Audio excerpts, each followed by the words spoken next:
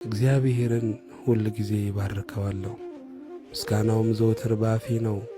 ነፍሴ በእግዚአብሔር ትከብራለች፣ ገሮችም ሰምተው ደስ ይላቸዋል። እግዚአብሔርን ከእኔ ጋር ታላቅ አድርጉት፣ በአንድነትም ስሙን ከፍ ከፍ እናድርግ።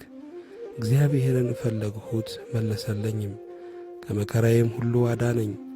ወደ እርሱ ቅረቡ ያበራላችሁማል፣ ፊታችሁም አያፍርም። ይህ ችግረኛ ጮኸ፣ እግዚአብሔርም ሰማው፣ ከመከራውም ሁሉ አዳነው። የእግዚአብሔር መልአክ በሚፈሩት ሰዎች ዙሪያ ይሰፍራል ያድናቸውማል። እግዚአብሔር ቸር እንደሆነ ቅመሱ እዩም፣ በእርሱ የሚታመን ሰው ምስጉን ነው።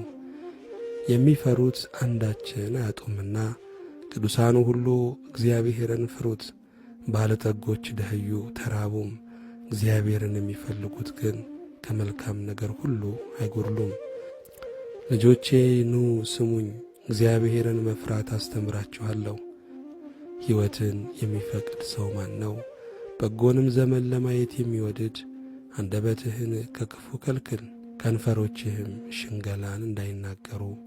ከክፉ ሽሽ፣ መልካሙንም አድርግ፣ ሰላምንም እሻ ተከተላትም።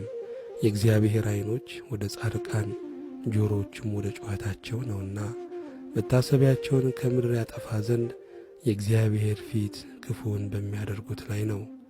ጻድቃን ጮኹ፣ እግዚአብሔርም ሰማቸው፣ ከመከራቸውም ሁሉ አዳናቸው።